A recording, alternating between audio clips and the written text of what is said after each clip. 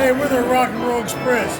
One Cardinal, one club, and one beer. And that's with Vince and JJ.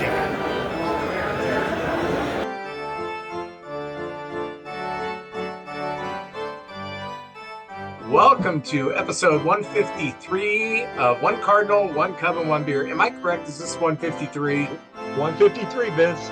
You know, what's amazing is I've got 10 fingers and 10 toes, and I still made it up to 153. I'm just feeling awesome right now. Time is a flying, man. Time is a flying. Oh, tell me about it. It's a flying, and Ace Frehley's passed away. The spaceman. I was one of those kids who loved Kiss. I discovered Kiss when in 1975 when they put out Kiss Alive, which I still think is the best live album. And I don't care if they went to the studio and fixed it. It sounds great. It makes you feel like you're at a concert. It's great. And yeah, there's some great live concerts. There's Frampton Comes Alive and the Allman Brothers at Fillmore. There are some great live albums, but most of them are garbage. You're right. But Kiss Alive, I am glad that they went into the studio and fixed some things because it sounds great. I saw Kiss once live. They were the headliner, and Ted Nugent was the opening act. And I tell you what, Kiss they really put on a great show for their fans. They go all out. Now, I saw them without the makeup. I wish I saw them with the makeup. But at this point, Ace and Peter Criss were gone. And it was still Gene and Paul there. But they played all the great songs and just put on a heck of a show. Yeah. Bruce Kulick, who was their guitar player during the makeup-less years, great guitarist. Great guitarist. And his brother Bob's also very good. I mean, they were great additions. Did you know at one time they were considering replacing putting Eddie Van Halen as their guitarist? I had heard that because something about, I think it was Gene sort of helped discover Van Halen. I think they would have gotten discovered anyway, but I think Gene was there in the early stages of Van Halen coming to the forefront. They remember when Kiss did the 4 solo albums and they had the solo pictures on there? I knew you would know, but most of the people out there may not know it, the younger people. Did you know which of those 4 albums sold the most? Ace Frehley's. Now, I would have thought that. I would have thought Paul Stanley's because of his singing ability, or Gene Simmons because everybody likes the Demon, but it was Ace Frehley. Yeah, that's cool. Back in New York Groove. Yeah, that's what sold the album, New York Groove. None of the other albums had like hits. I think Gene Simmons had one called Radioactive. They kind of stalled out. They tried to make that radio friendly, but it just wasn't working out. But I liked Ace. He was, Gene Simmons can grate me wrong. Yeah, he's got a grating personality. He's very arrogant. He is. But Paul is cool, and Ace was my favorite, and Peter Criss has always had some issues.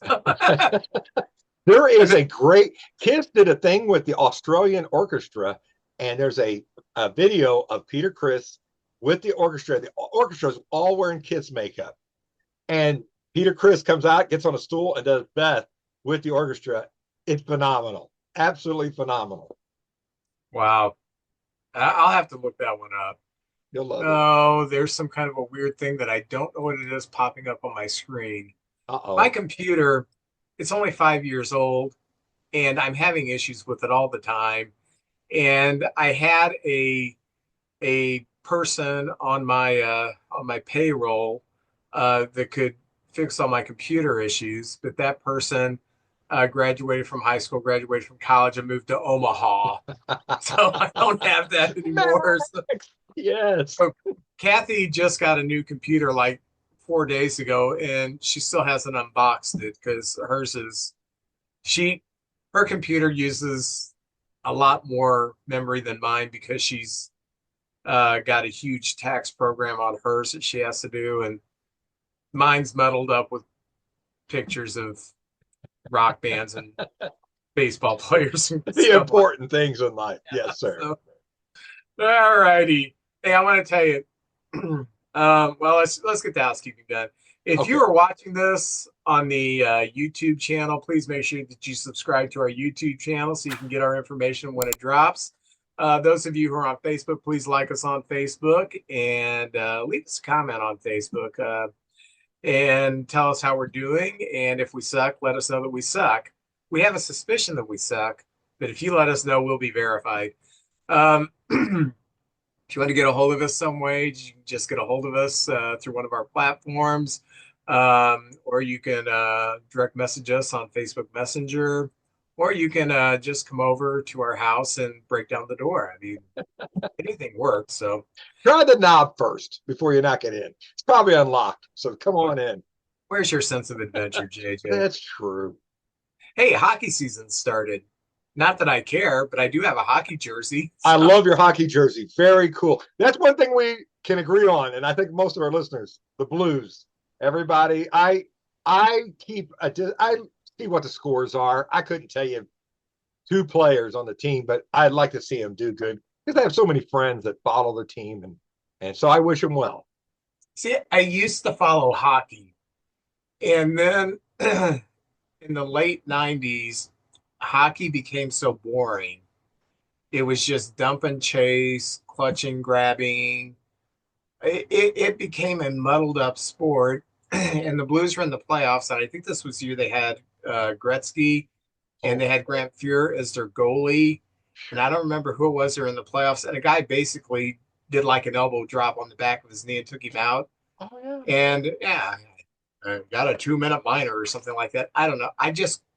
I cannot get back into it. I did get back into it during I became a bandwagoner during the run to the Stanley Cup. I will admit that. I understand. Um, and same way with basketball. Once we got through Jordan and Bird and Magic, and we went through this period where it was Shaq and Ewing and players like that. It be just oh, if the big guy gets the ball, fouling. And I know the game is a lot different now. It's not a game in the paint anymore. It's three Right. pointers. It's a lot of running. But I just haven't been able to get back into NBA. I used to love college basketball, and now I don't really get into college basketball because with the transfer portal, I can't keep up with who's on what team anymore. And that's the same with college football. So You're right. baseball, NFL football is really my last things I have, and wrestling and Oh, wrestling. How was? May I ask how you went to the wrestling this past weekend? Oh, look at you. Was it a thumbs up? Was it okay? thumbs up.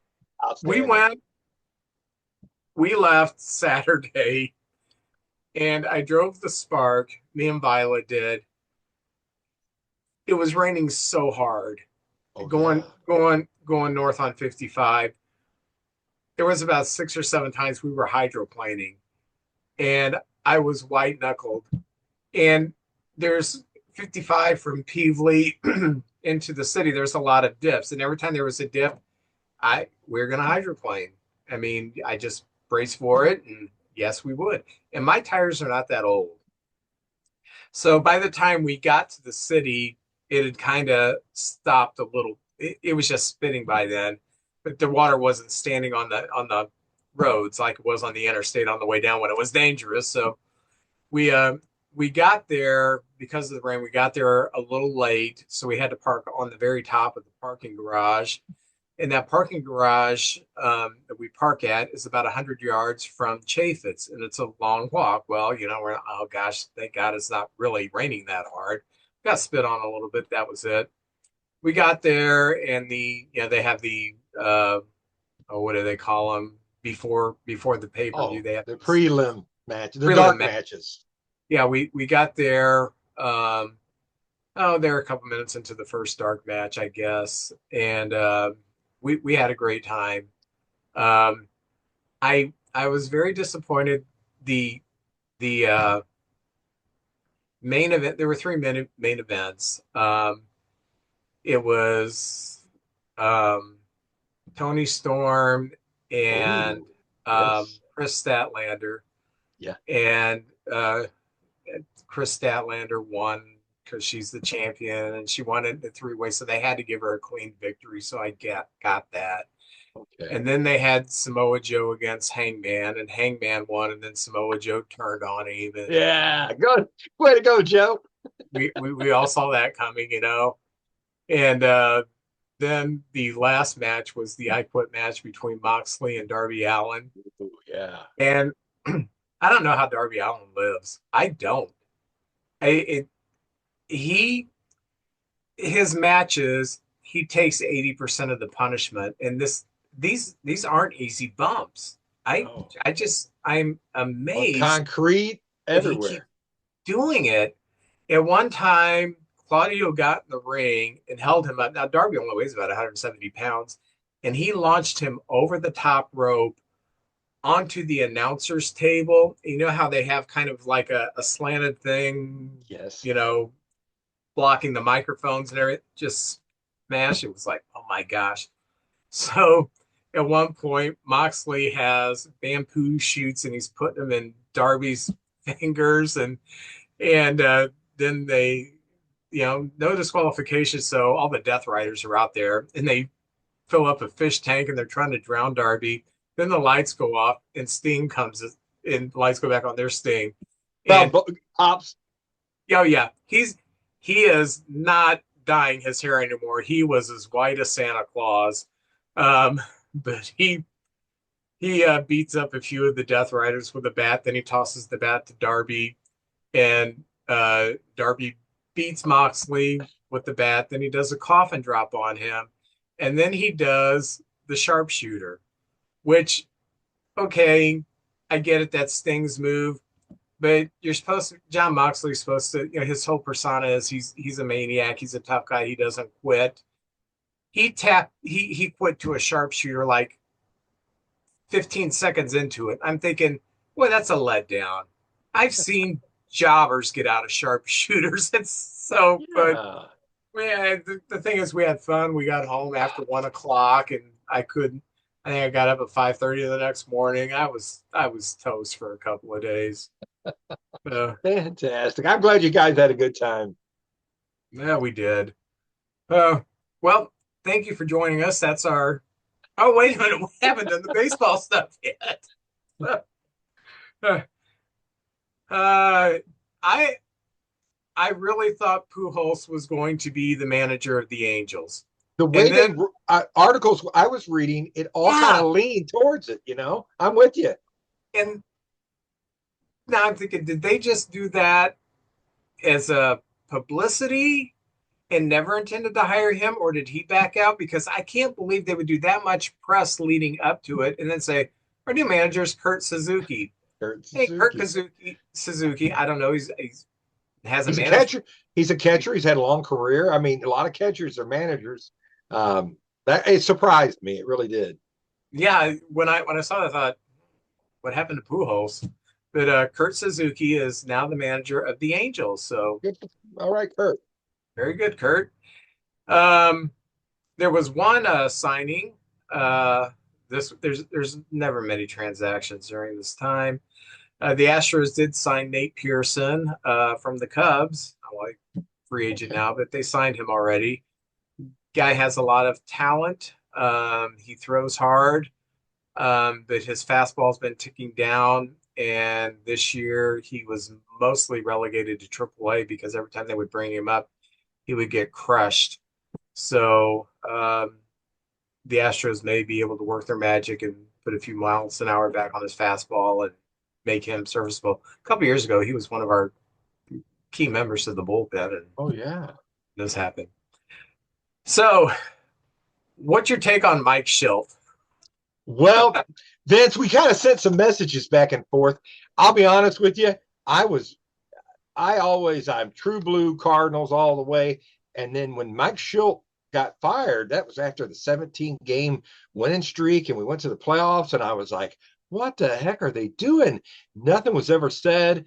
I kind of was like, what's wrong with Mosaic? And I remember my friends were all saying that too. And then I thought, well, Oh, he can't fire him unless the owners are with Mozeliak in this. So they must have given him the okay to do whatever he wanted. So I kind of held it. I kind of a little the shine came off my love affair for the Cardinals there because I was like, what are they doing? And Schilt is such a good manager. From my perspective on the outside, I was like, seems to do everything right. That's the kind of guy you want. He worked his way up. Well, then it all came out with San Diego. They had 20 different people say he was terrible to the staff and he dressed down people in front of other people. And he was just, I don't know, he was out of control a little bit and, or a lot. I don't know, but, and he didn't get fired. He retired, is what happened. But it doesn't sound like he was going to keep his job. And so I apologize. As a Cardinal fan, I apologize to John Mozeliak. I apologize to the club because it would be so easy. They took so much heat for that. It'd been so easy that they could have just thrown Schilt under the bus and said, hey, because I remember Whitey Herzog traded Keith Hernandez. That's exactly what this reminded me of. Yes, and you know, Whitey and the Cardinals took a lot of heat because it wasn't even a good trade. We got nothing against New Island. We got a couple players, but it wasn't Keith Hernandez level. And by the way, happy birthday, Keith Hernandez. Just had his, I think, 72nd birthday. Doesn't seem possible, Vince. But so the Cardinals, I have to say, took the high road. They took a lot of the heat. They didn't throw him under the bus. He went on to another team. And maybe there was talk between the Cardinals and the Padres like, hey, here's what was going on. I mean, I don't know that for sure, but I really respect how they handled it because they kept it in, you know, inside. It been so easy to, distract all the attention over to him. Now, and I want to say one other thing, Vince, on Mike Schilt. I don't know if he's meant, there's a lot of stress these days. You're answering to so many people. You have to talk before the game, during the game, after the game. It's crazy. And maybe he's just not meant to be a manager, but I do think he's meant to be a coach. He's been successful everywhere, and maybe he needs somebody directly to answer to who's kind of watching over him because our team was horribly defensively one year. It was the worst defensive team I ever seen us have, and he came in with his coaches and turned everything around. I'd like to see him get a shot, somewhere as a coach. I think he'd be still a real good coach. I mean, I don't know if he'd done anything that negates him even ever having a job in the MLB again, but maybe take a little break. He can come back as a coach someday. I kind of like to see that myself. I'm not a huge Mozeliak fan. I've said that on here before, but my respect for him won't weigh up because he did eat this on behalf of the situation. So I want to start off by saying that was a classy thing that they did. And it did remind me, when I heard the whole story, I said, man, that's just like Herzog and Hernandez. So I, from that perspective, I really do respect him. A couple things about the whole situation. I don't like bullies. I don't respond to them. I was never, when I played athletics, I was never the kind to respond to the guy throwing the fit, my football coach throwing the screwdriver on the floor and hitting another football player, because he's throwing a fit like he's 3 years old. I never responded to that. That turned me off. I just I no longer have any desire to work for you or to play for you.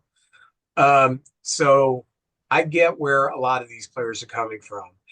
I saw people commenting, well, he took teams to the playoffs. These players just need to grow up. I will guarantee you, every person who said that, they may work at a company that makes millions of dollars because of management, but if they don't like their manager, they go home and they bitch to everybody about what a terrible SOB their manager is, or their boss at work.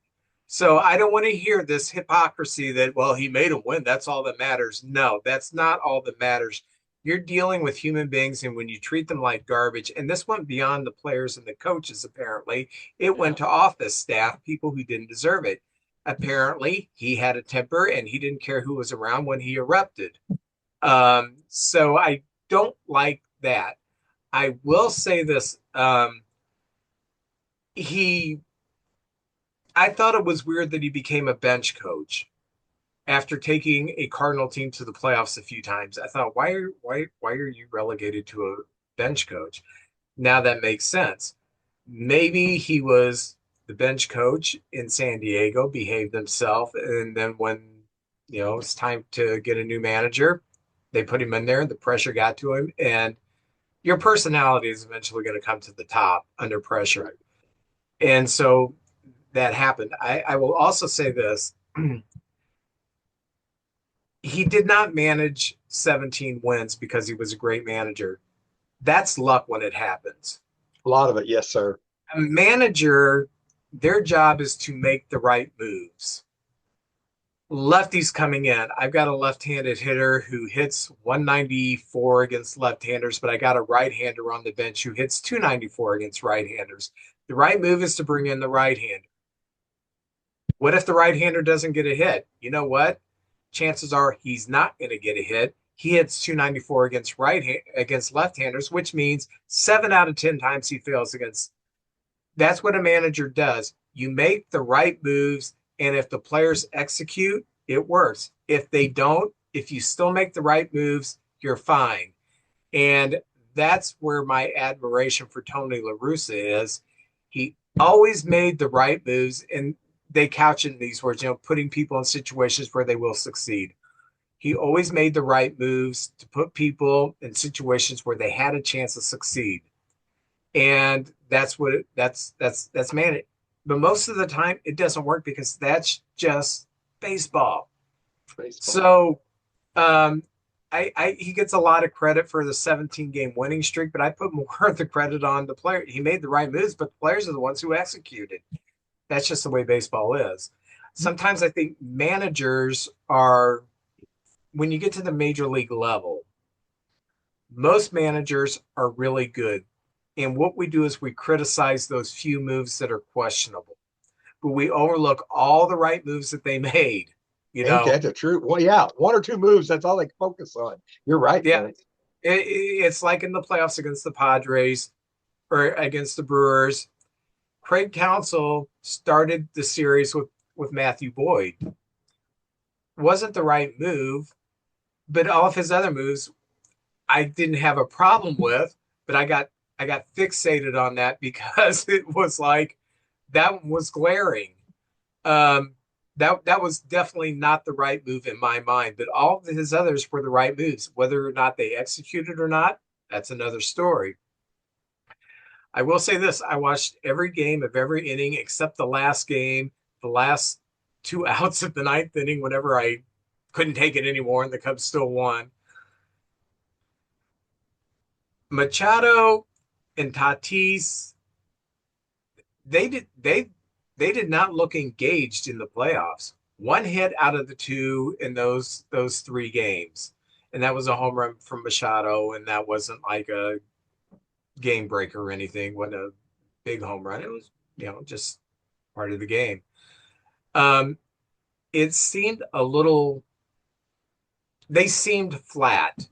And now it makes sense because apparently nobody was getting along with Shildt by the end of the season. His coaches weren't, the players weren't, people in the office.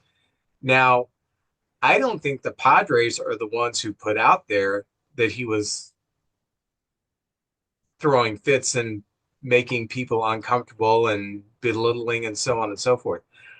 I think those leaks came from staff. I think that's why the Padres said, okay, go ahead and retire. We can't put up with this anymore. Go ahead and retire. And so he retired. But I think that the leak probably came out. And then once the leak started, it's like you get a leak in your pipe. Suddenly the whole pipe burst. I know about that. Yeah, that's why I use that analogy. So I hope he, we all have character flaws. We all do. Oh, yeah. I get angry at times and I blow up at the wrong time, and usually it's my wife and she knows not to take I'm not yelling at her. I'm just yelling at a situation, because I got to vent somewhere. And she's good to vent to because she will just yeah, okay, it's okay, hey buddy. So Oh, yeah, here's some pudding, be happy, stuff like that. Um, but I don't like bullies. I don't like people who push people around. And apparently it had gotten to the point, or it was to the point, I don't know if it got, maybe it's always been this way, that he was pushing his weight around and bullying people. And that's just not something I respond to or admire. And frankly, I think it's a terrible character flaw. Um, I just don't believe that there are some people better than others. I think we're all equal. My philosophy about people is you have my respect unless you do something to lose it. yeah. I don't make people earn my respect. I respect all people. And if they do something to lose my respect, well, I just distance myself. I don't need to hang around that person. So 7 billion other people on the planet I could hang around with. Ain't that the truth? I think you can be demanding and expect things without belittling people. I heard Bernie Miklasz say that Tony La Russa had the respect of his. Of course, this is after years of managing in the Major League Baseball of his teammate. The team loved him to this day. They still think the world of him. And he was very demanding, and he had expectations for him, but he treated everyone. I mean, Dave Duncan stayed with him forever. Some of these coaches and everything, and he said that he treated everybody with respect. The guy who ran the clubhouse just worked his butt off because Tony was so good to him and everything like that. And he had we've known some managers in the past that like Leo DeRocher. I don't know what he was, but he seemed to get hired a lot. But you can still demand and be respectful at the same time. You just don't have to, and have I think one of the things they said about Schultz, he started as like shining the shoes and putting away the uniforms and worked his way all the way up. And Mozeliak was the guy who gave him his first job in the big leagues, in baseball, and just thought, hey, this guy has it. So he was an advocate for him. He wanted him to succeed, and it just didn't work out. So I wish him well, and maybe a little age and time will change things. And I hope he has a great life. We may never see him in the game again, but I hate that it ended like that. And maybe this is a cautionary tale for other managers and people in charge of other things. And that's all I have to say about that. And, and one more societal thing I'll throw in there. I know that used to be the dominant style of management in sports, all sports. You be that hard ass kind of person. But remember, baseball at one time was populated by players whose parents were poor farmers. They worked in coal mines. These were not highly educated people, and they were kind of used to that type of management. They'd seen their father work these jobs, and then they get into the big leagues, and that's just expected. The players today, most of them have some college education. Um, they are making a lot of money, so they have educated advisors helping them in different aspects of life. People now are less tolerant of being pushed around like that than they used to be, because that used to kind of be the norm. And yeah, you look at the history of the United States. One of the reasons why so many uh, people in management dislike labor unions is because labor unions not only help people get better benefits and better wages and things, but labor unions taught them to stand up to that. You don't have to put up with that stuff. And there's a bad movie that was out, I don't know, in the 90s, called Hoffa. Jack Nicholson played Jimmy Hoffa. And it's not a good movie, but it does show how Jimmy Hoffa educated the truck drivers. You don't have to be like this. You you have a brain, you have dignity, your family deserves to eat. You're not going to get rich driving a truck, but by golly, you should be able to put food on the table and stuff like that. And I know Jimmy Hoffa was a crooked guy, but the reason the Teamsters loved him so much, is because he gave them a word that everybody wants to have: dignity. And when you demean people like Mike Schilt was doing, that's taking away someone's dignity. So I'm with you. I hope he learns to control it, gets Yeah. some counseling, and gets back into the game, because I do believe he is one of the better baseball minds out there. Um, but we'll see. We'll see. We'll see. I do want to go over a few obituaries. Former pitcher John Morris passed away at the age of 84. He played from 66 through 74 with the Phillies, Orioles. He played with the 69 Pilots, and then he moved to Milwaukee with the team, and also the Giants. Never was a star, but he did have a substantial career. And this one kind of shook me because he's so young. Jesus Montero, Yes. from 2011 to 2015, passed away at the age of 36 in a car accident in Venezuela. Came up with the Yankees, and what I remember about him was, he had all this potential, and he was a hot prospect. And after his rookie season, which he didn't play much, they traded him to the Mariners. And uh, Brian Cashman said it was at the time, he said that's the most talented player I've ever traded away. He was immensely talented, but injuries, he had a hard time putting it together. His first year with the Mariners, 2012, he did hit 15 home runs, drove in 62 runs, played like 135 games, and he seemed to be on his way. But then it just fell apart. I think he had like a finger injury or a knee injury or something, Oh, and then he just couldn't put it together. But it's weird how when you read a headline, you say Jesus Montero, and think, oh yeah, he was a hot prospect a few years ago.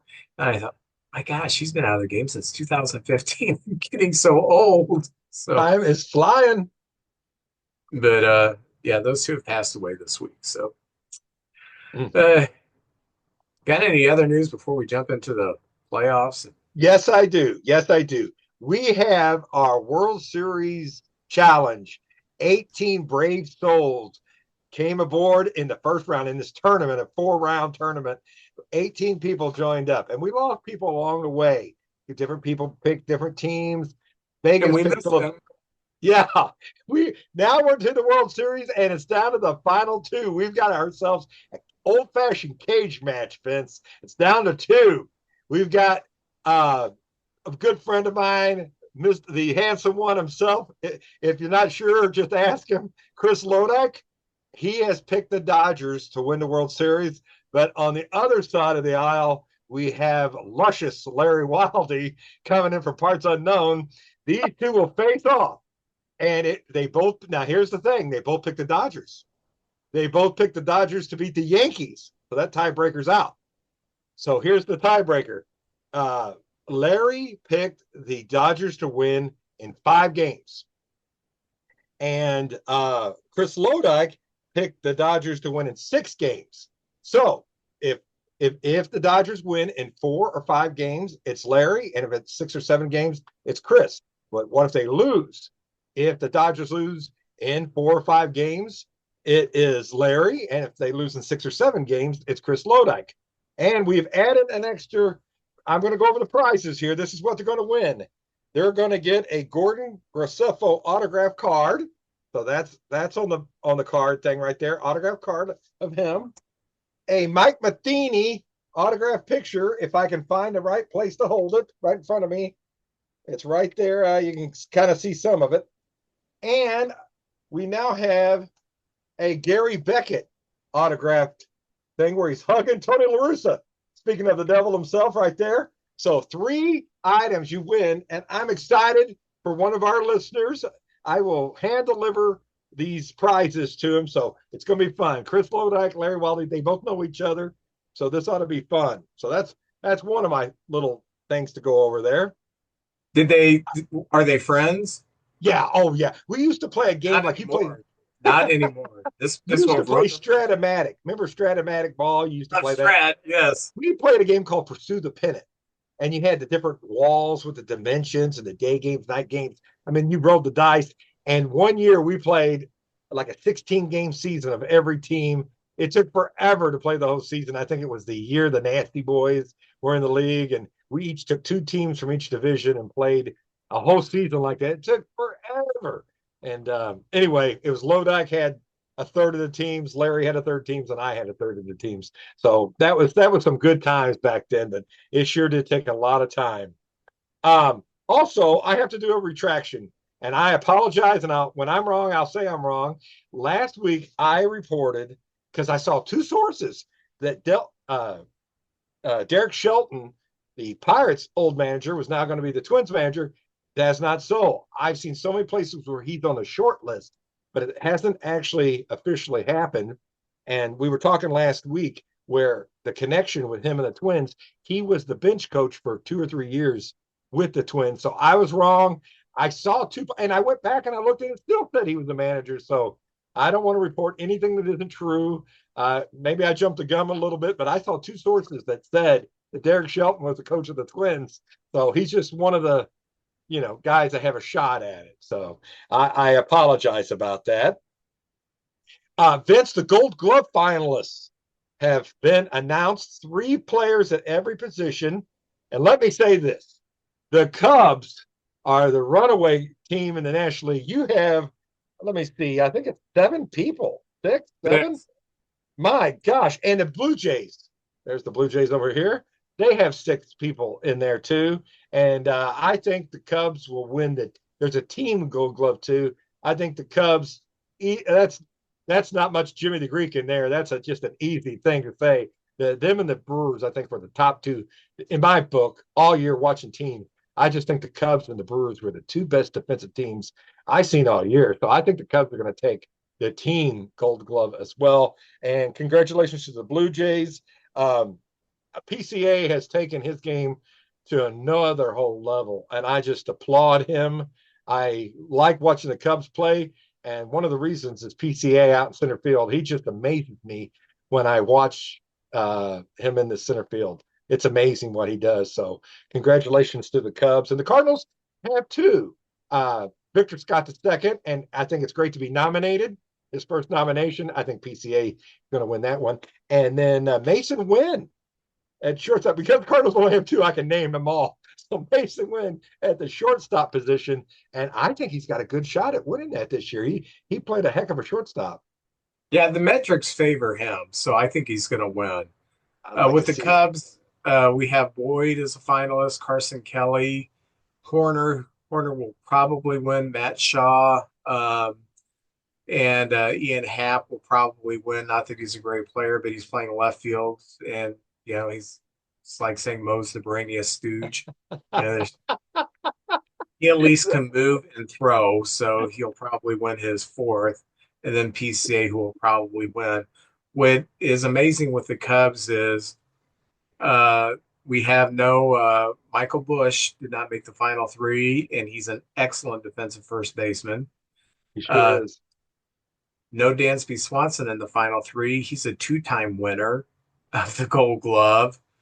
And no Kyle Tucker, who also was a Gold Glove. Now, Kyle Tucker, how he won a Gold Glove, I don't know.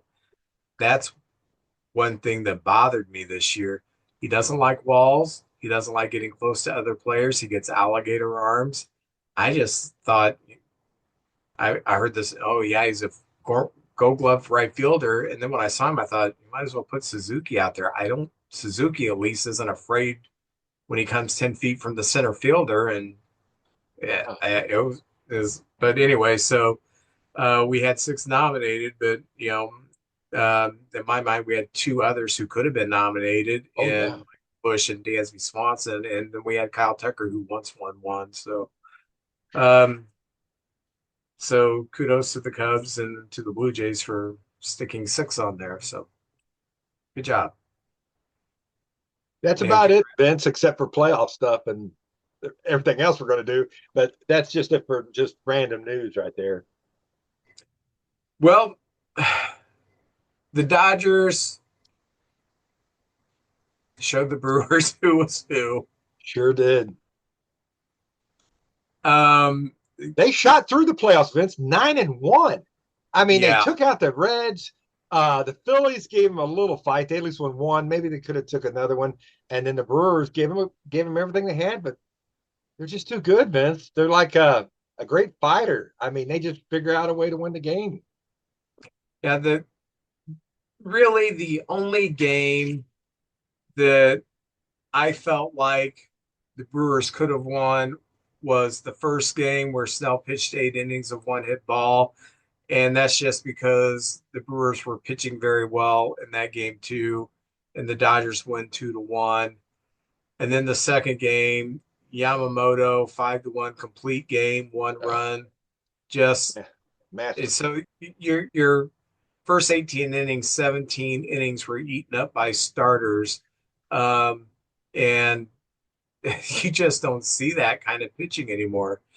Then in game three, Glasnow went to the sixth, and the pen came in and they held down the Brewers 3-1.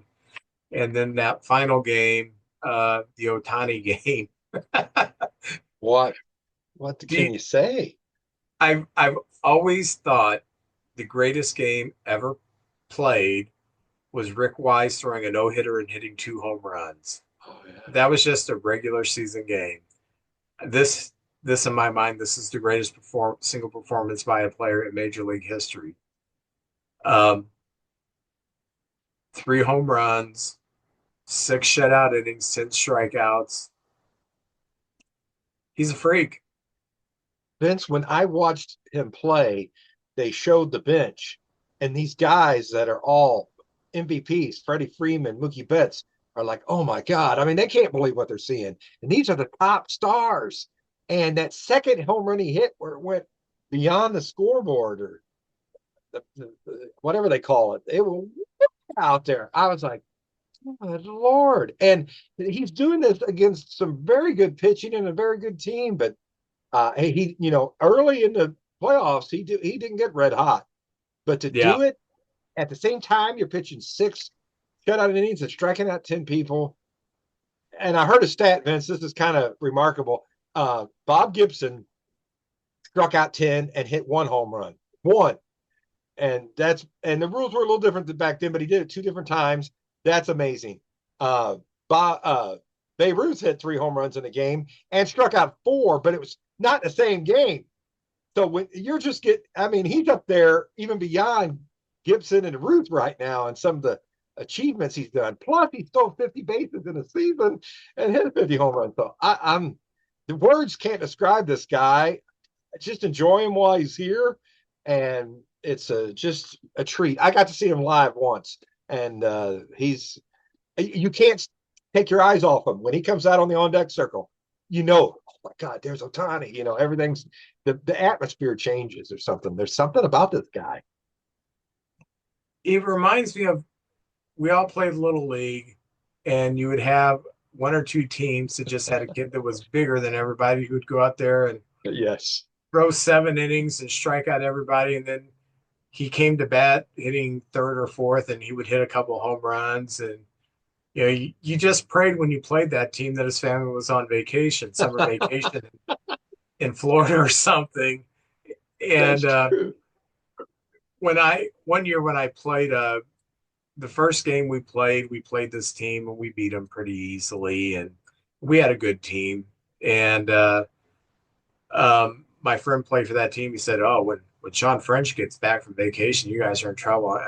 I don't even know this kid, Yeah. And so the next time we played them, yeah, Sean French was back from vacation and we got stopped. So Our guy was Eddie Stiegel. Eddie Stiegel was a little older than us. I think it was like 4th grade to 6th grade. He's a little bit older, and he just, when he let go of the ball, it was in the catcher's glove. You were just swinging at the air, and then of course he would come up and go 4 for 4 and drive in 7 runs or something like that. So yeah, you're right. Otani's that guy compared to all the rest of the people. Yeah. You just you wondered because he was off for so long, would he come back the same dominant pitcher? Because most pitchers, when they're rehabbing from Tommy John, that's all they're concentrating on.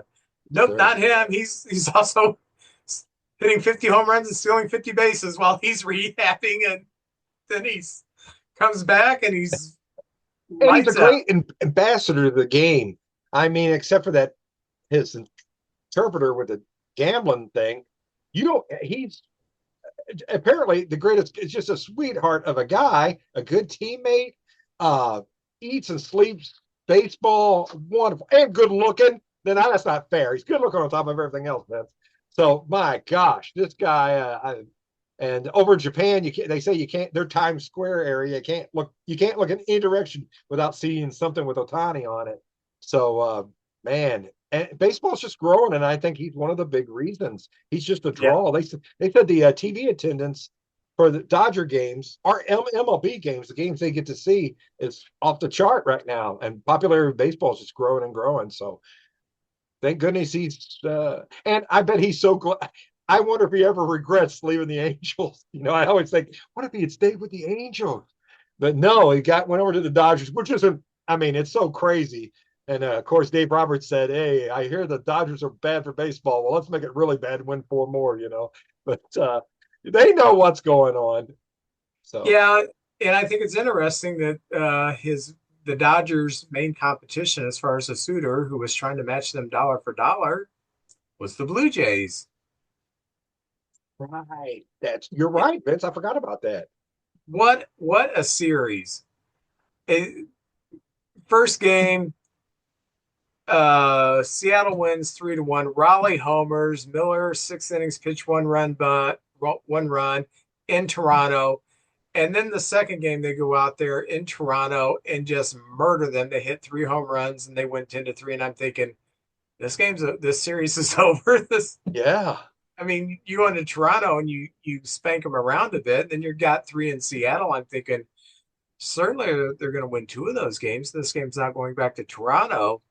And then game 3, the Blue Jays woke up, uh, 18 hits, 5 home runs, 13-4 win. And I thought that was so impressive how they responded to 4 runs in the first 2 games and went to Seattle, which is not hitter friendly at all, and just put on a display. It was like this team's really, really good yes. and offensively. And then in game 4 in Seattle, the Blue Jays won that 8-2 behind Scherzer. And I think it's kind of funny that, manager goes out and, Scherzer's having words with him. And people are, oh my gosh, it's terrible. You haven't seen Scherzer pitch? He's always like that. He's He, very fiery. he And is obsessed. in Missouri, the coaches hated to go out to the mound and talk to him because he get out of there. He's psycho when he plays. So I thought, oh, that's Max Scherzer right there. What do you expect? He's not going to change now. Derek And Jeter said he was he said, when I went to bat and I look out there and I see the 2 colored eyes and him just staring at you, he said it kind of was intimidating. He had to look beyond him. Like he had to look at the hand. He didn't look directly at him because it kind of intimidated him a little bit. That's because he said he was a different breed right there, just a different kind of guy. yeah, when he pitched at Mizzou, I, he wasn't well liked by the teammates or the coaches. He was too intense. He's got Intense. that uh, football player mentality like Kirk Gibson had. You Oh know, yeah. baseball's a more laid back sport. Not for Max Scherzer. Boy, Oh it's yeah. it's heavy competition.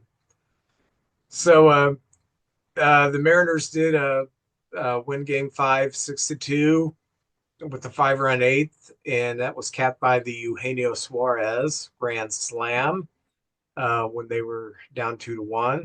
And then in Game 6, we go back to Toronto, and the Jays win Game 6 behind. Yusevich win 6-2.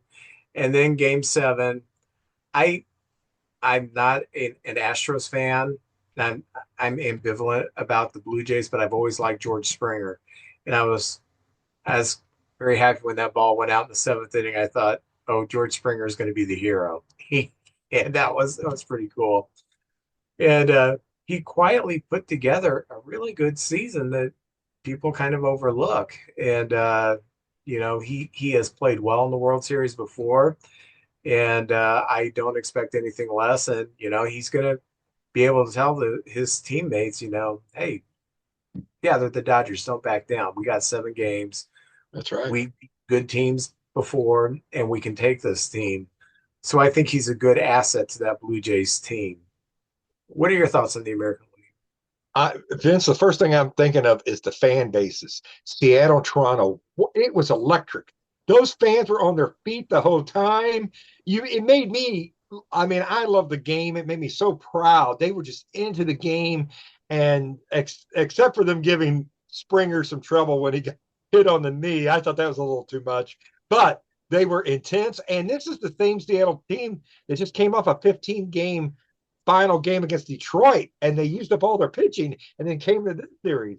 I have to say about Seattle, that team, Polanco, there's so many good players. Rosarina, of course, and Rodriguez in center Rodriguez field. had a good series. Yeah. The dumper. I could watch that guy all the time. He's a phenomenal player, and he's not a bragger. He just goes about like a businessman, clocking in and doing what he has to do.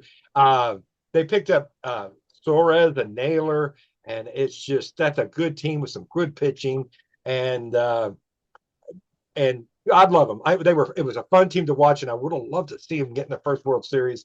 But the Blue Jays have earned this, and Vince, I think in that division they're in with it's just the heated rivalries with the Yankees and the Red Sox and the Orioles, who didn't have a great year this year, in Tampa Bay.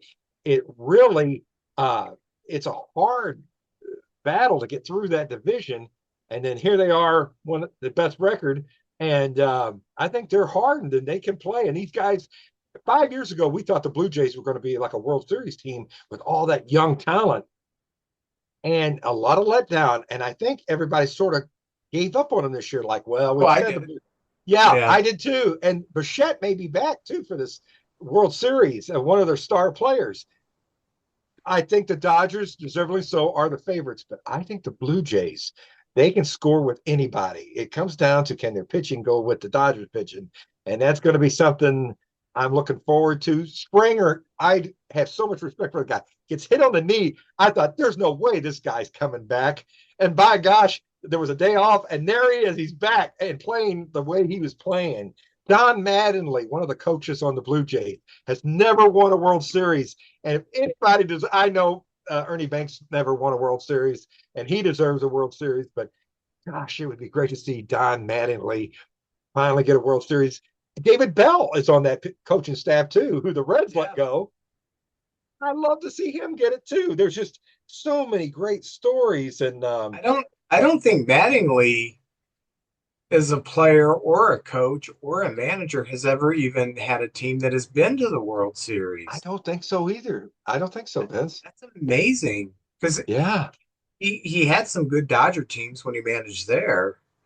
And he was with Florida forever, and of course they weren't all that good. But when I seen the team picture where they got them all together, I saw Guerrero, who is Mr. Toronto right now. I mean, he signed that long contract. He's going to be there probably his whole career. But in the back, I saw Don Mattingly, and that's who I focused on. I was like, good for Don Mattingly. That's just a great one of those little sub stories that's so good for the game. And he has persevered, and here he is. I know he'd probably like to be a manager somewhere, and maybe after this he'll get interviewed. But gosh, I just love that. And all these players.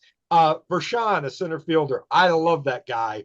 I do have an autographed card of his. Maybe that's one reason I like him so much. But he has worked his butt off, and he's always been a good player, but never got the shine on him like he had. And I wouldn't count him out. He might have a big series against the Dodgers too. He's pesky. He's a good defensive player, and it's just going to be fun watching these teams go one-on-one. So I like the matchup. And it's been the Blue Jays. I remember them in 92 and 93 with Olerud and Alomar and Dave Stewart and Ricky Henderson and Joe Carter. And here we are with the Dodgers having their fifth World Series since the turn of the century. So they're 2-2 in World Series. So this ought to be good, man. A lot of marquee players in these matchups. It's going to be fun. I really do. I can't wait. Whoever wins, it'll be fine with me. I'm just going to enjoy every second of it. Yeah, a few of the things I'm thinking about with the Blue Jays is Bo Bichette is looking like he's going to be back sometime during the series. Is he going to be Bo Bichette? Some players come off injury hotter than a firecracker than others, you know, don't, I guess you can say. Uh, I do like that Guerrero Jr. Signed that big contract and he's earning it. 442 average in the postseason this year with 5 home runs. He doing okay. He's doing good. But, the Dodgers pitching is on fire. And, there's the old adage that good pitching always stops good hitting. So it'll be fascinating to see, excuse me, if Toronto could string together runs against the very good Dodger pitching staff that's hot right now, the way they strung runs up against a very good Mariners pitching staff. Oh, yeah. It's so hard to string runs together in today's game with how hard everybody's throwing and all the matchups and everything. So I think that's going to be fascinating. But I am looking forward to the World Series. It starts on Friday, which I think is going to be an advantage for the Dodgers because the Dodgers have played these, they had to play the first round. And yeah, they're playing short series because they're crushing everybody. But this is going to give that staff extra rest because they have Monday. Gosh, when did they win that game? That last game was it Friday?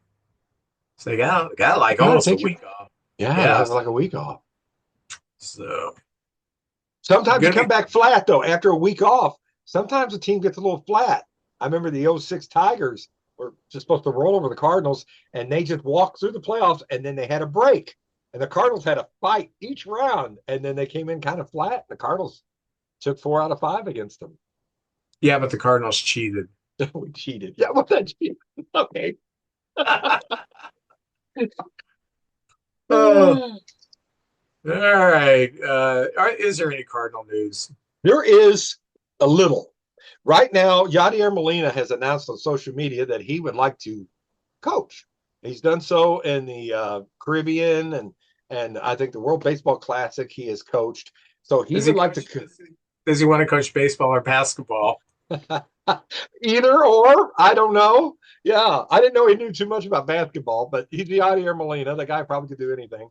So he's out there, and then you got Albert Pujols, who has been interviewing for jobs. So we might see Albert and Yachty with the Orioles or, any of these teams looking for a coach. I don't think the Cardinals are going to hire either one of them right now. I think we got who we want. And, good luck to you, both of them, but they're both out there and trying to get coaching jobs. And the other thing is there was announced this week that the Cardinals have a lot of people who had lingering injuries during the regular season, and they're going to have surgeries. And I got 3 players they named that's going to have surgery. Lars Nootbaar has both heels, like heel splints, and he's going to get that taken care of over the winter. I wish him well. We need Lars. Brendan Donovan has a sports hernia. I don't know if what's different than the normal hernia, but a sports hernia. He'll have that taken care of. And Ivan Herrera has some bone chips in his elbow. And reports are that he is going to try to win the catcher spot. He's going to be in the lineup with that bat, but I don't know if he's Vince. I just don't see him. I mean, I wish him well, but we've got about 3 other catchers in our roster that I think are better defensive catchers than he is. They're not better hitters than him, but we'll see. Good luck to him. If he can catch and have that bat, oh, that's a big win for the Cardinals. So all 3 of those players are going to have surgeries and should be ready for spring training. And that's it from Cardinal land right there. Not much is going on with the Cubs. Jed Hoyer did have his end of season press conference where he said the rotation help is the top priority, and I certainly agree with that. And I said it before he did. I said it last week on here. That's So right. I know he listens and takes Vince advice. Hoyer right there. Um, he was a little coy when it came to Kyle Tucker. He just said everyone can use a guy like Tucker. I think the Cubs will make an offer, but I think they're going to get outbid, and I'm not going to mind that. I know an 842 OPS is very difficult to replace, and I know the first half of the season when Kyle Tucker was going right, it made our offense really good. Um, but the second half, yeah, there just wasn't much there.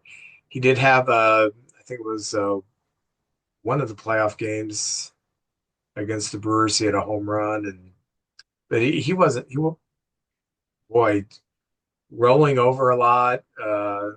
Pitches that he usually went to right field with, and that was one of the things that he did in Houston was he had a lot of opposite field home runs. We just didn't see a whole lot of that this year. So I would be gun shy. He's not Juan Soto. He's not Shohei Ohtani.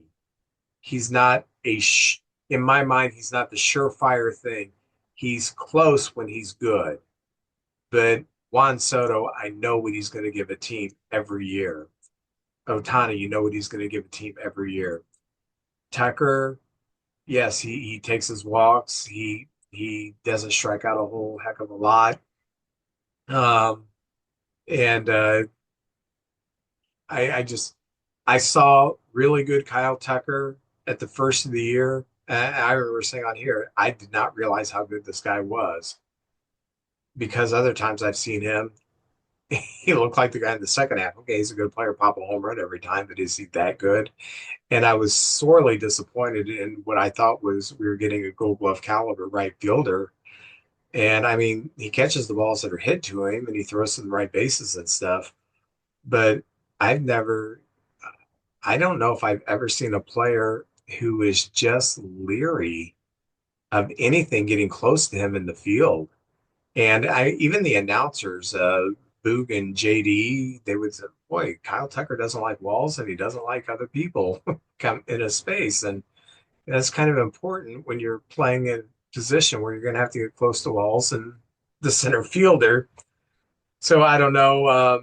If we get a short-term deal with him, I think I could live with that. But if they're talking about, he wants to go 10 years or something like that, I would say no, no, we're gonna have to find something else. So All right. you know who else is gonna have to find something else one day? One day, Jeremy Connor will have to find something else. He'll retire and he'll have to find something else. Comes a time in every man's life when he needs some advice on relationships. You need to listen to the podcast DMDR, which stands for Dating, Marriage, Divorce, Remarriage, from my good friend Jeremy Connor, the Dr. Phil of the Boot Hill. You can find DMDR on Spotify or whatever platform you choose to listen to your podcast.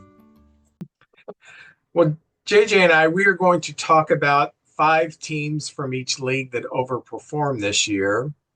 And JJ is going to do the National League, and I'm going to do the junior circuit. And JJ, would you like to kick this off, or would you like to be the closer? I, I'll give beauty before age. You go ahead first, Vince. Okay.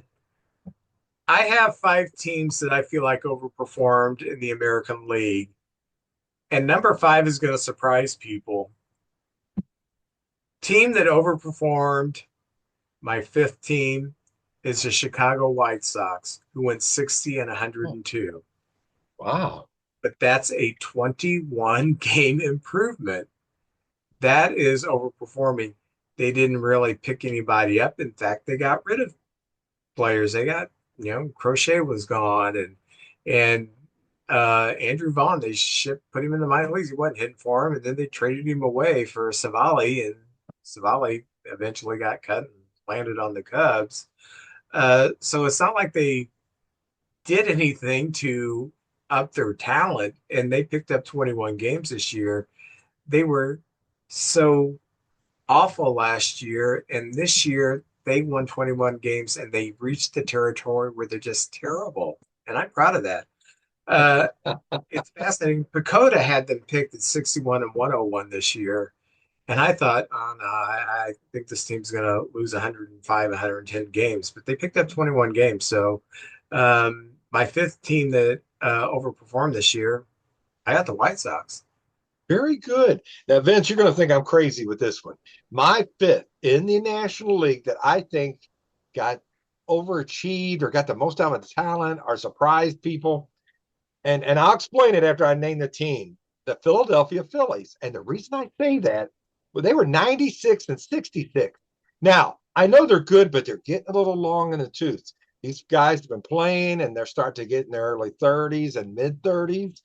And I don't think anyone and the Mets went out and spent a ton of money to overthrow the Phillies, and they've got all the money in the world, so they went out there and spend it. And the Braves were coming off a terrible year with all that talent, and now they were going to be healthy and they were going to make a run at them.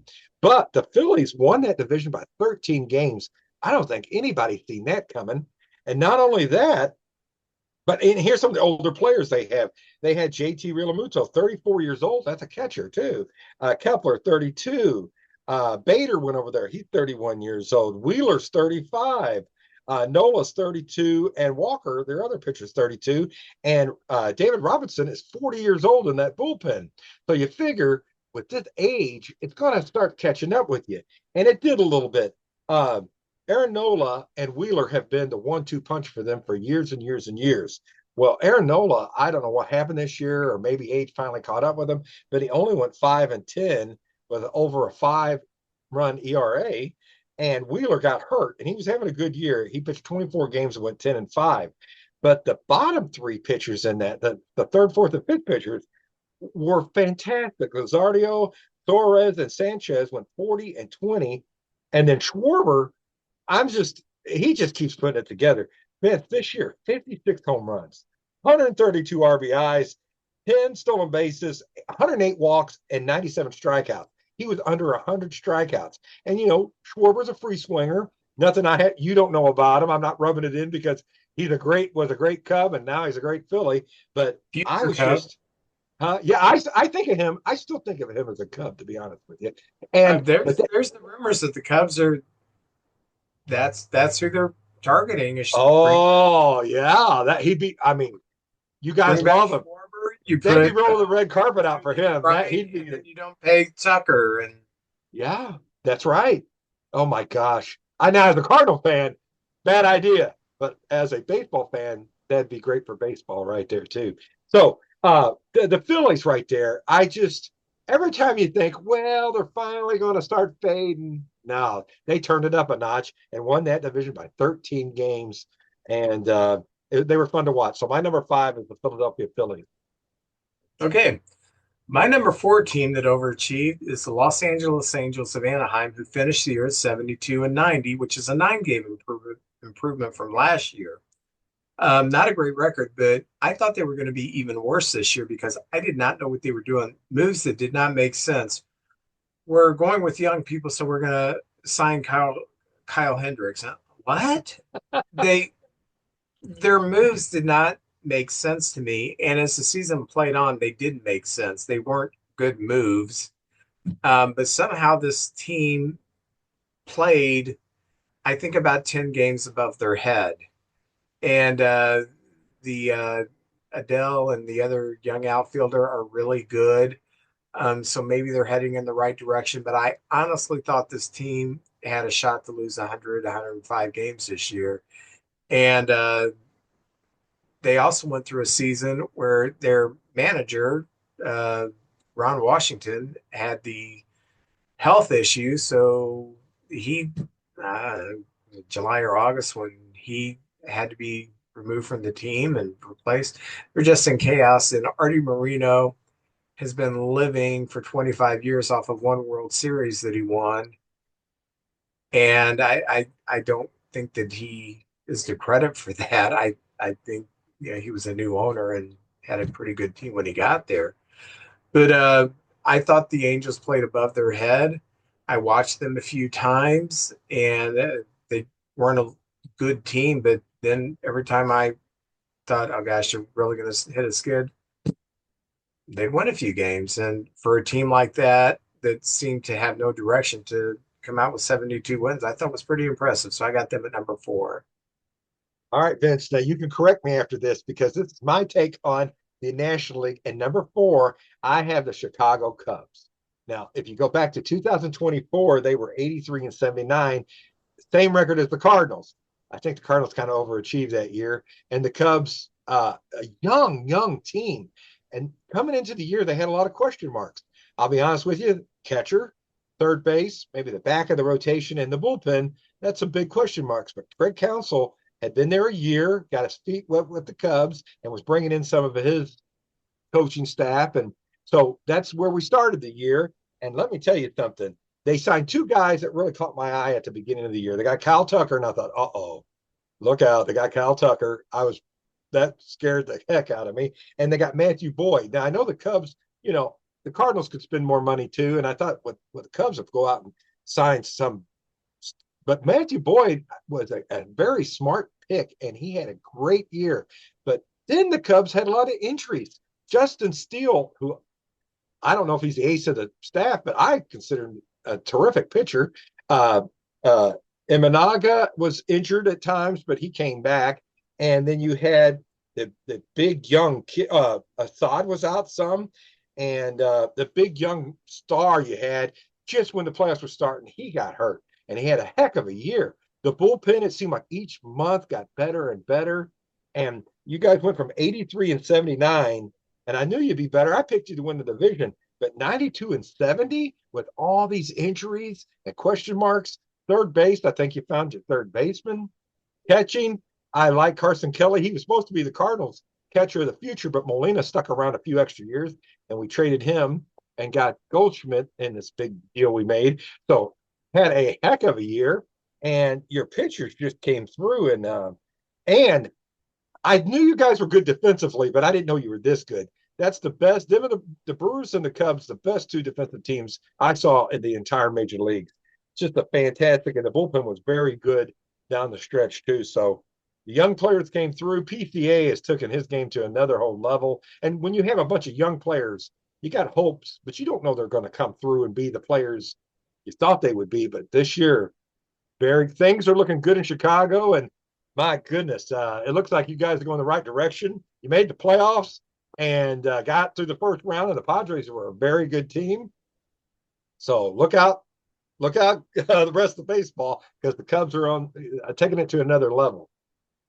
Yeah, I would have had them in my top 5 of overachievers this year from expectation. A lot of we interest.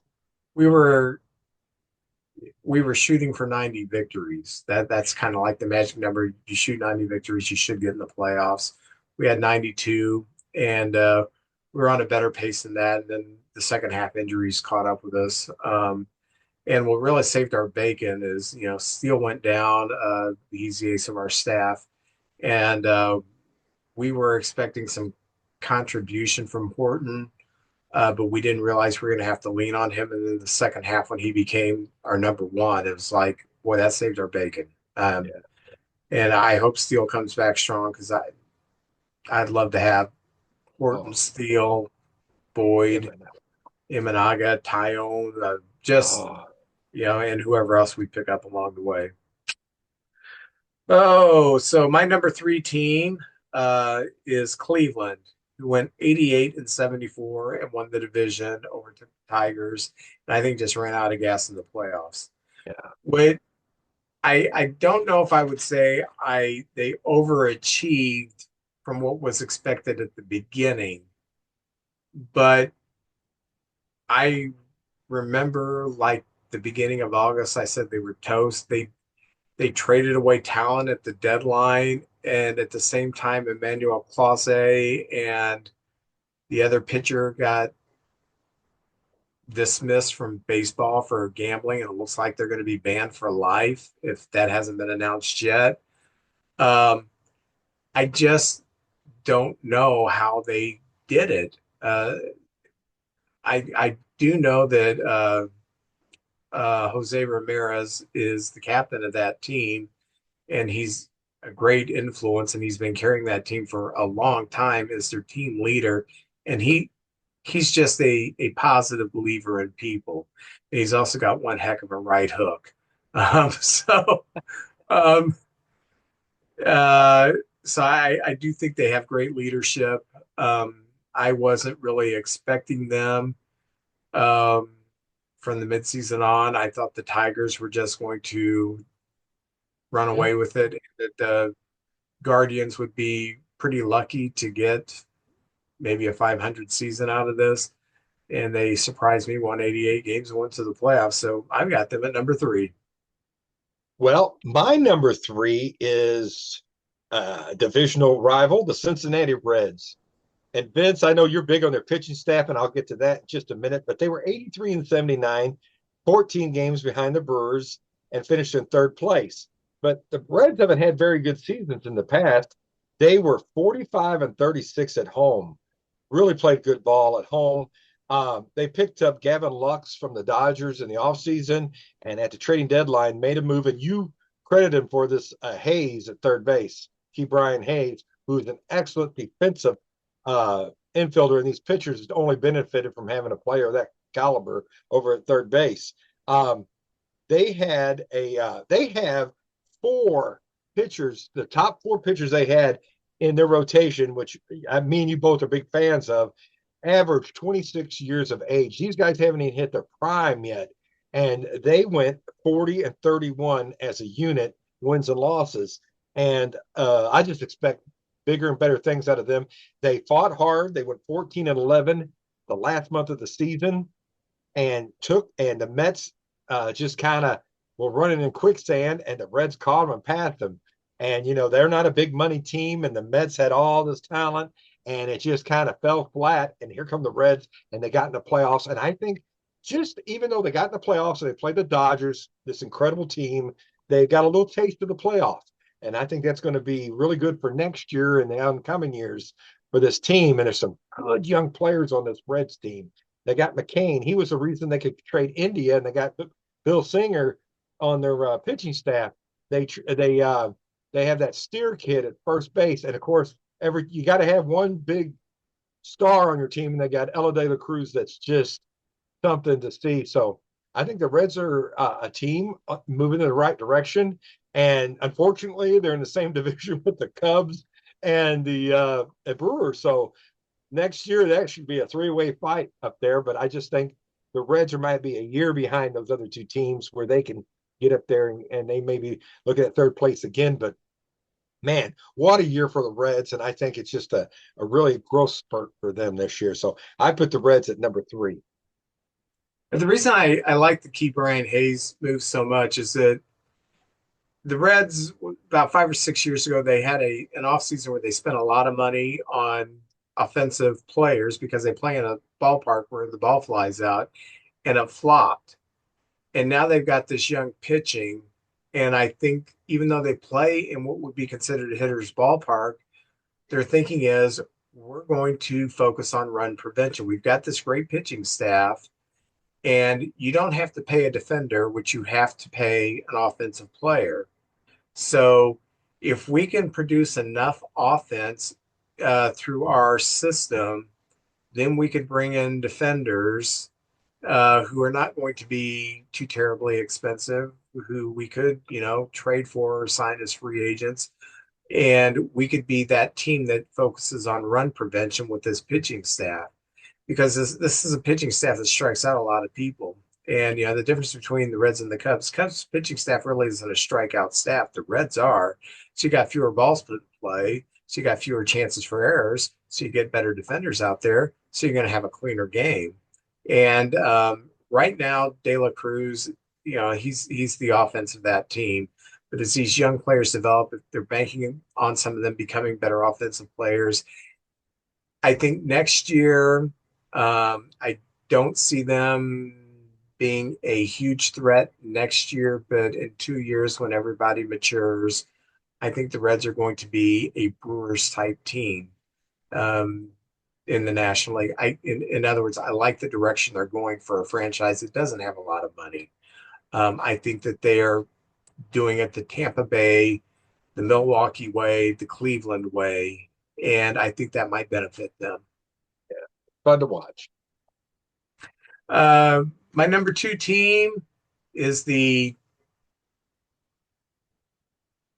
Philadelphia, Kansas City, Oakland, Sacramento, Las Vegas, the Athletics, wherever, the Wanderers, the traveling Wilburys of Yes. the baseball. Uh, the A's finished at 76 and 86, which is a 7-game improvement. But what really impresses me is they're in disarray. They don't have a stadium yet to play, so they're playing in a minor league ballpark. And I think the dressing rooms are still like in center field. I mean, they don't even have a clubhouse.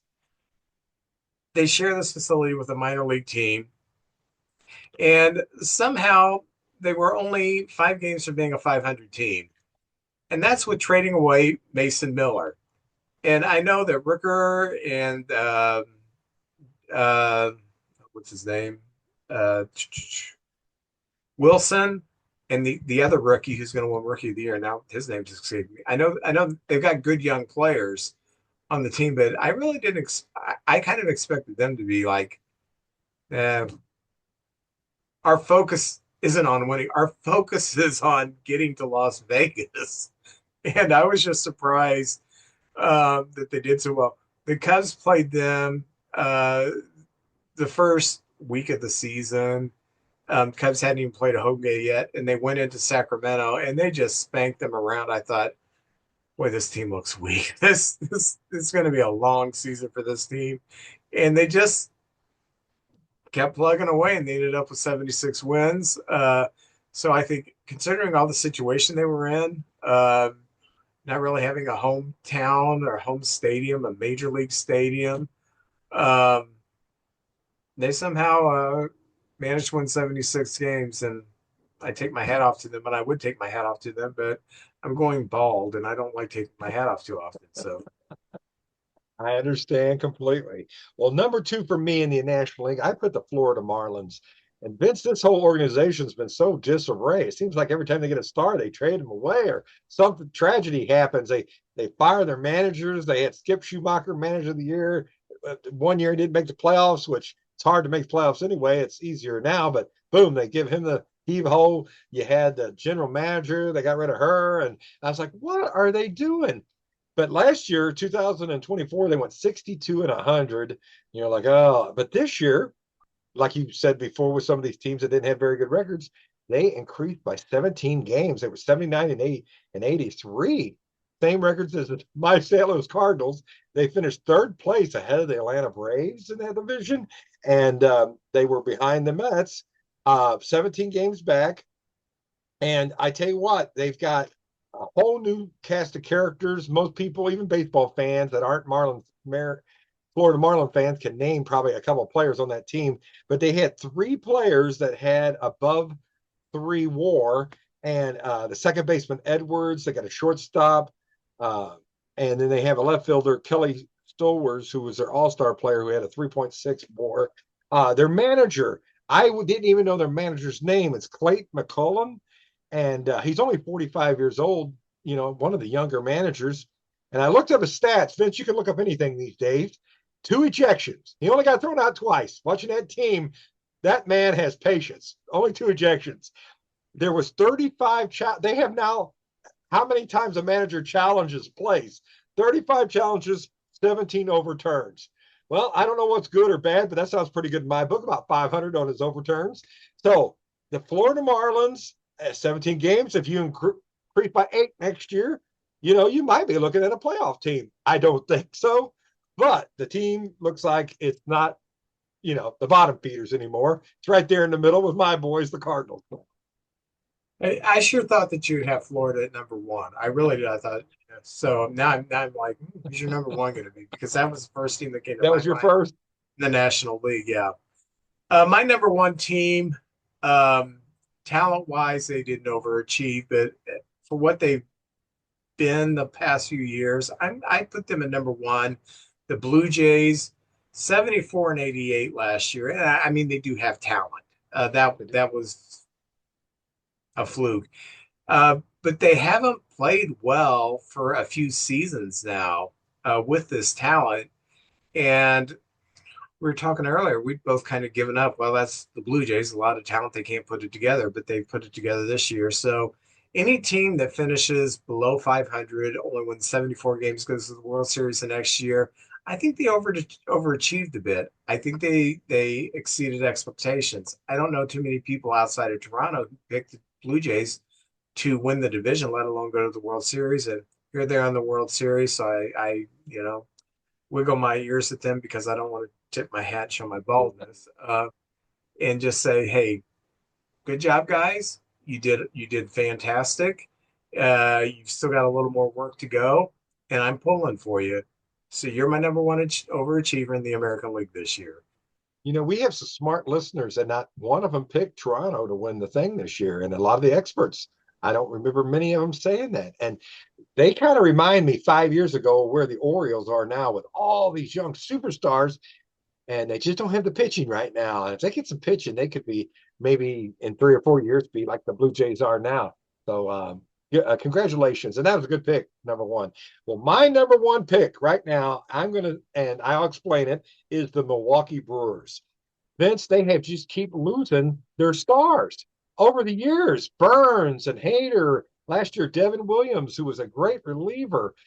They had Woodruff has been hurt. They keep coming up with these guys. What a minor league system they have. They lost Adames, their shortstop, to the Giants. So you would think this would catch up with them sooner or later. You can't keep losing all these pieces of your team.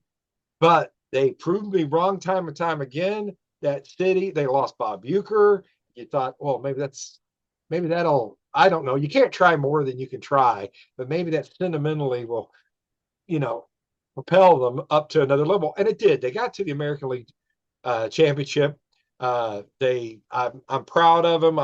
Milwaukee's my team in the division. I always kind of pull for if the Cardinals can't do it because I've been up there a few times and the fans are so nice and I just love that ballpark.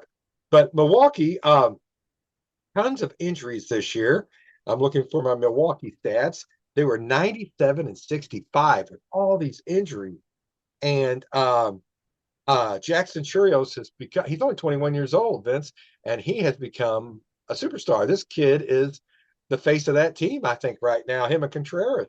And when they went and got people, they got Andrew Vaughn, and anybody could have got Andrew Vaughn from the White Sox, and he goes up there and reignites his career and it becomes a big part of that team. Danny Jansen, who was the third catcher for Toronto, goes up there and contributes. Peralta, 17 and 6. Priester, who got hurt, was 13 and 3. The Miz came out of nowhere and was in the All-Star game. So I just think whatever Milwaukee's doing, they're fundamentally good. They're good defensively. They got a good lineup. Vince, they move around their players. I see Sal Frelick play, right? He's a Gold Glover. Sometimes he plays center. Sometimes he's over in left field. Jackson Chirios will move over to right field. They move Ortiz, the shortstop, plays third. They're interchangeable, and they're a fun team to watch. And I thought they were good. I actually picked the Cubs to win division, and they're good, but I think they overachieved this year. So they're my number one in the National League. Very good. Very good. Well, I have Don Dross. Ooh. This guy, his first name is Don, his last name is Dross, and he does baseball cards. There we go. And I have to open these to figure out what year it is because Dondras doesn't put the year on. Vince, I have something special. I have the 1989, the very first year of Upper Deck. And if we get a Ken Griffey Jr. rookie card, that it could be worth quite a bit. There's several in here that's worth quite a bit.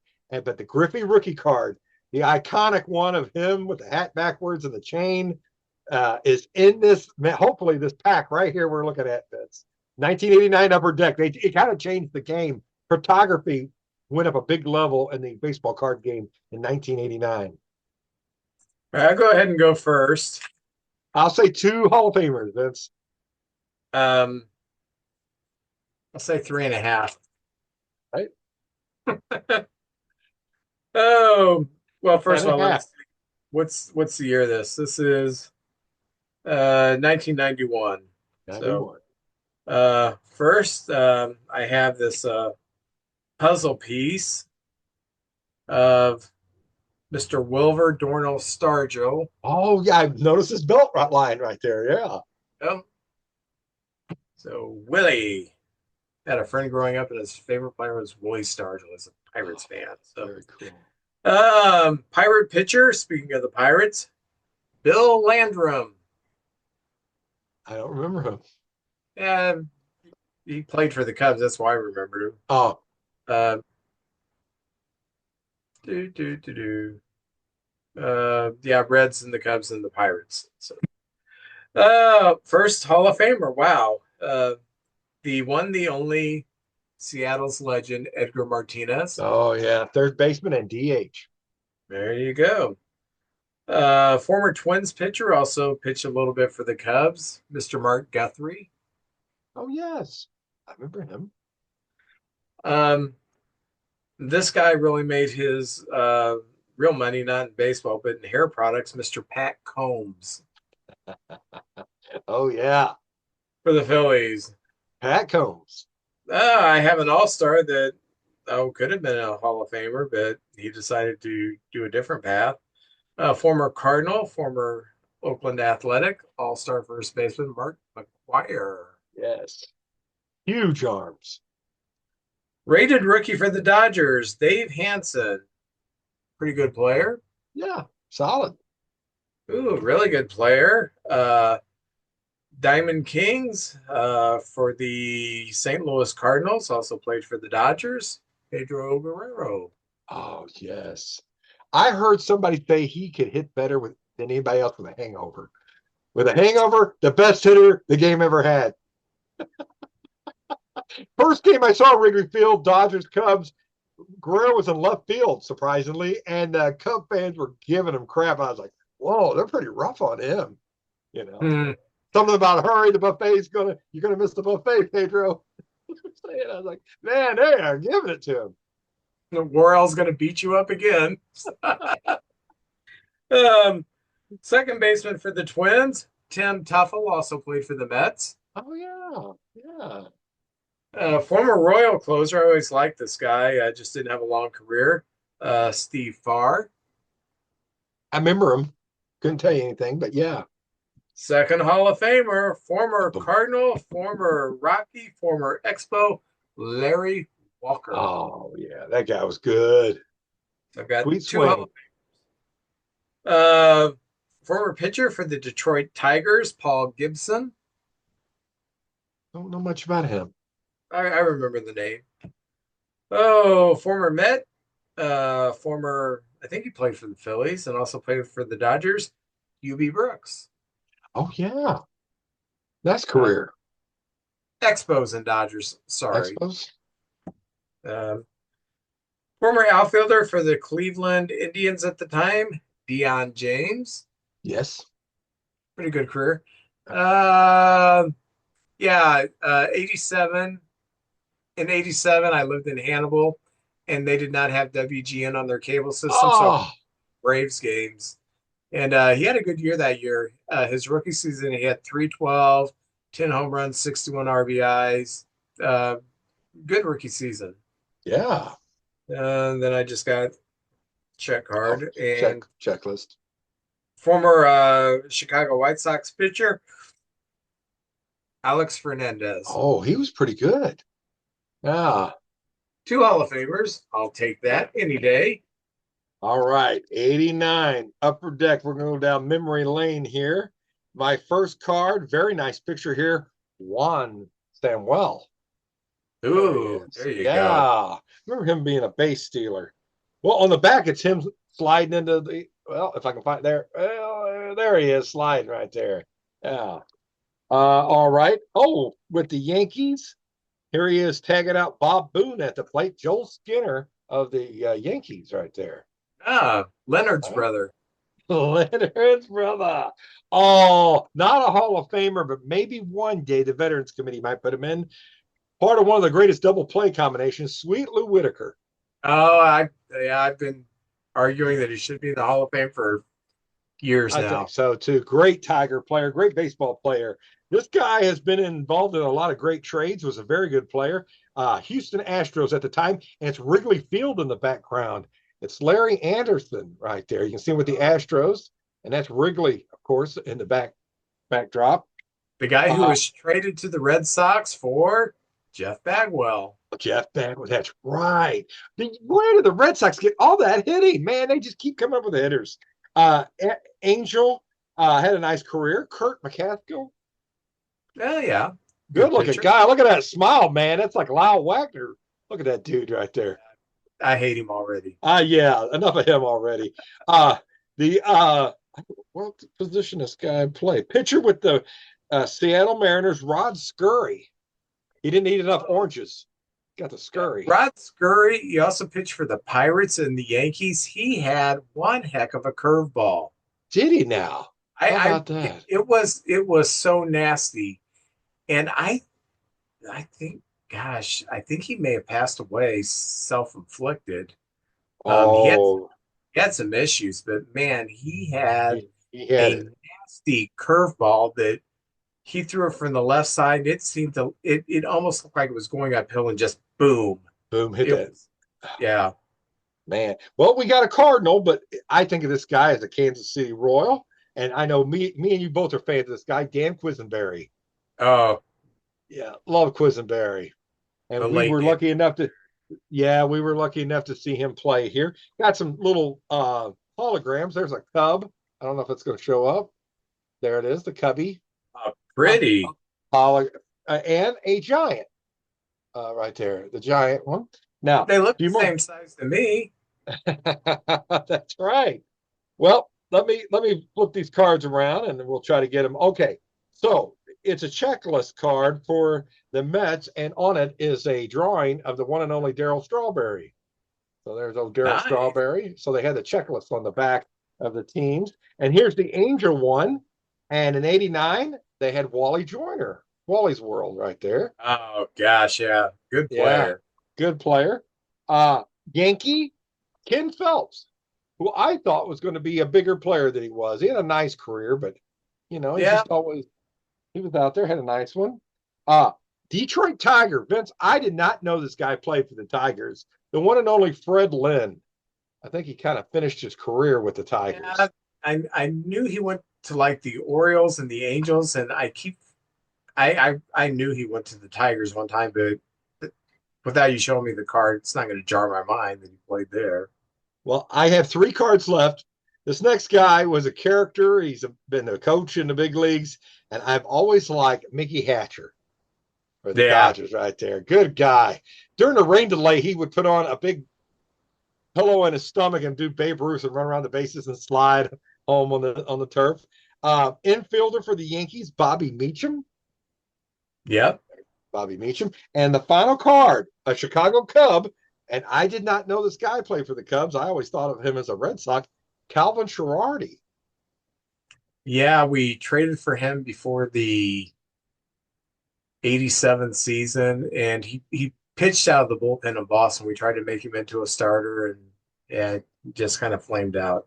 Ah, All right. well, that's it, Vince. Rod Scurry, he was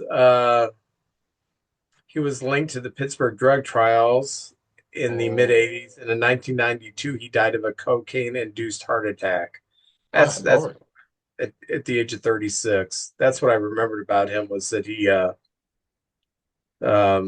had something going on with his death there, and that's what it was.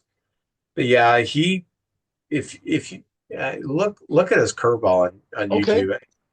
And from the right side, I always thought Bert Blyleven had one of the best curveballs Oh yeah. the day, and Rod Scurry also had a great curveball too. Oh, well, JJ, I think we're done, and there's nothing left to do but watch the World Series. I know it's going to be fun. We got a whole week of this, and I hope it goes 7. just for fun. I do too. I do too, because I'm going to get depressed I know. after the final game. So Well, November 2nd, they're going to start giving out awards, and that's the Gold Gloves, I think, and then the Silver Sluggers are right after that. So even though it's over, then the award season, the winter meetings, and then we'll get the new year. And Vince, before you know it, we got Valentine's Day and spring training. So it goes quick. yeah, I was gonna say, after the World Series, this podcast ceases to be a baseball podcast, so it's more of a therapy session for us. It is. We need it. All right, well, JJ, you have a good one, okay? You too, sir. Thank you.